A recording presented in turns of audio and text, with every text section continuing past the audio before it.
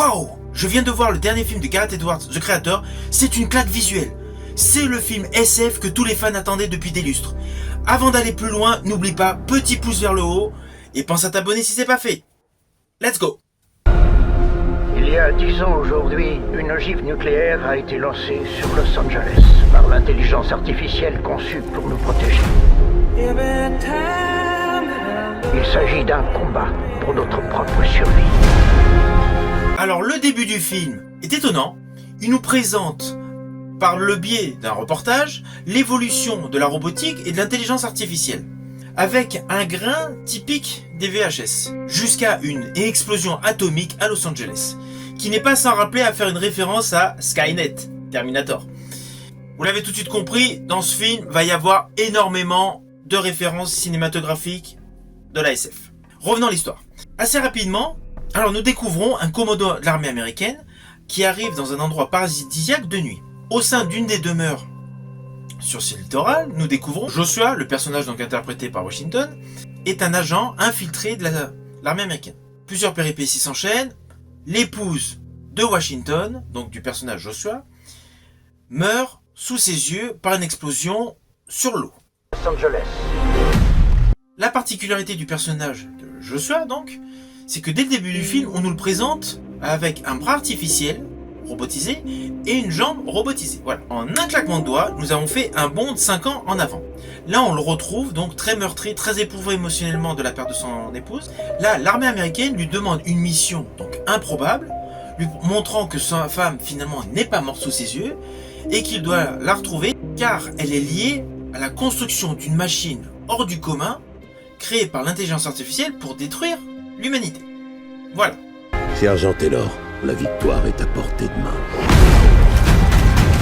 Mais les IA développent une arme surpuissante. Exécutez-la. Ou nous disparaîtrons.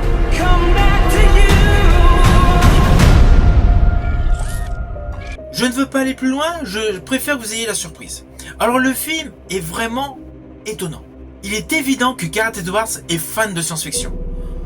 Lorsqu'on regarde la texture, l'image de son film, ses cadrages, l'ambiance, on a l'impression d'avoir un cocktail regroupant les films District 9, Chappie, Elysium, voilà, bien compacté, avec la petite touche Star Wars de Rogue One qu'il avait réalisé, mais voilà, avec énormément de détails sidérants, avec de surcroît des plans beaucoup plus modernes, nous présentant des villes high-tech, dans le style, dans la lignée de Blade Runner de Ridley Scott, ou de la suite par Villeneuve.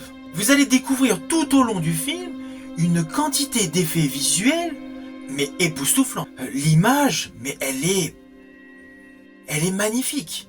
Les effets spéciaux sont de toute beauté. Dans son film, Gareth Edwards construit un monde immersif, blindé de personnages fascinants. Alors il ne faut pas oublier, Gareth Edwards s'était fait remarquer en 2010 avec son film Monster, qui était visuellement une prouesse. En 2014, il a surpris tout le monde avec le remake de Godzilla, qui a fait un succès planétaire. Évidemment, 2016, Rogue One, Star Wars Story, qui pour moi, dans les derniers films Star Wars, est l'un des meilleurs. Avec à chaque fois des techniques visuelles et des trouvailles visuelles étonnantes. Selon moi, Gareth Edwards est un expert. Vraiment un expert de la réalisation et de la mise en scène.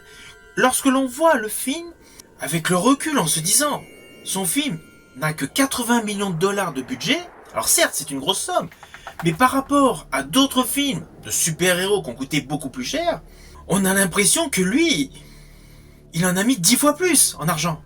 Les effets visuels sont de toute qualité, les angles, les cadrages, mais c'est impressionnant, c'est vraiment une immersion totale son film.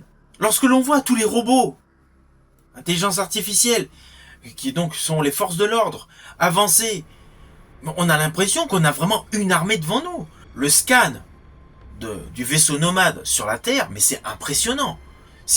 En plus, il y a les différentes régions, donc on le voit sur un moment dans le désert, de la montagne, les forêts, les rizières, c'est de toute beauté. On est pareil. On peut pas aller au paradis parce que toi t'es pas gentil. Et moi je suis pas une personne. T'as une idée de ce que c'est? Pour l'instant, on dirait une gamine, mais elle grandit. Ceux qui auront l'enfant remporteront la guerre. T'es dans quel camp, hein?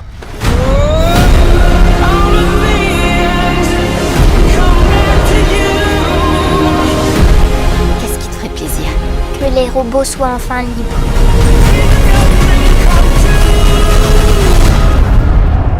Dans sa photographie, il y a l'aspect qui donne l'atmosphère aussi à un moment de film sur le Vietnam. On peut penser par certains plans, séquences, au film Apocalypse Now de Coppola. Je ne veux pas détailler pour quelle séquence plus précisément, mais toutes les personnes qui découvriront ce film verront vraiment la scène typique où Joshua, le personnage de Washington, est sur une sorte de jonque futuriste. Tout ce qui se rapporte aux effets visuels, à la réalisation, à la mise en scène, à la photographie, au contraste inversé par moment, au grain utilisé selon les séquences, c'est parfaitement maîtrisé. Alors, oui, certains pourront peut-être être perturbés du fait que le film n'est pas forcément linéaire. De temps en temps, il y a des flashbacks. Mais c'est parfait, justement, parce que ça rajoute des arcs narratifs différents et ça nous permet de mieux comprendre les choses. Et d'avoir des éléments de surprise.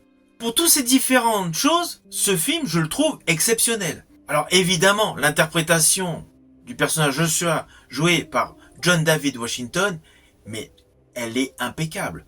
Il décrit parfaitement les différentes émotions, les différentes postures qu'il ressent. Alors certes, certains pourront penser, voilà, il a été poussé par son père, Denzel Washington, au cinéma. Déjà, il avait fait jouer son fils dans le film de Spike Lee, Malcolm X, aux côtés de son père, donc Denzel Washington. Mais il a montré son talent dans la suite de sa filmographie, que ce soit dans la série Bel Air avec Dwayne Johnson, ou que ce soit dans le succès international, donc Tenet, de Christopher Nolan. Son interprétation était également parfaite dans le film de Spike Lee, Black Landsman, où il a interprété un policier infiltré. Et plus récemment, dans son film Amsterdam, aux côtés de Christian Bale. Voilà, c'est un acteur complet. C'est un acteur qui sait faire vibrer les émotions qu'il ressent.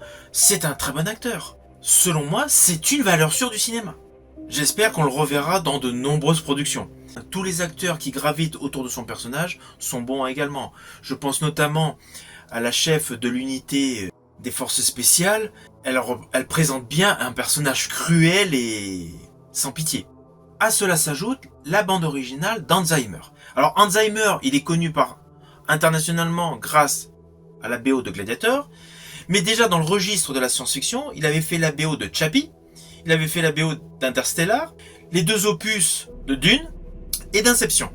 Voilà, c'est déjà un habitué aussi du registre de la science-fiction, plus tout ce qui est film de super-héros. Alors, concernant cette BO, pour les scènes de tension, les scènes de combat, la musique stridente, angoissante est parfaitement maîtrisée. Le thème au piano du générique de fin, plutôt assez classique. Cependant, il y a deux morceaux dans le film de toute beauté. Il rajoute une profondeur à ces séquences bien particulières, c'est indéniable. Ce qui confère à ce film une qualité musicale supplémentaire. Hans Zimmer, comme choix, c'était parfaitement judicieux. C'était le compositeur qu'il fallait. Alors au final, The Creator est un excellent film de science-fiction. Il est impressionnant, il est magnifique. Il est ce que tous les fans de science-fiction attendaient depuis des années.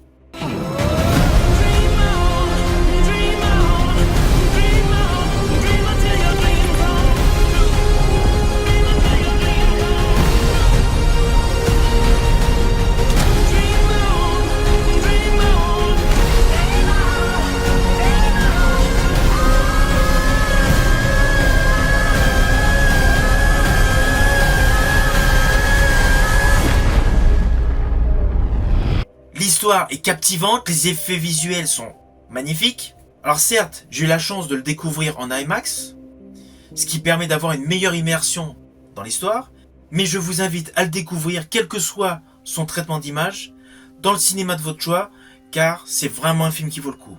Je vous dis à bientôt pour une prochaine chronique.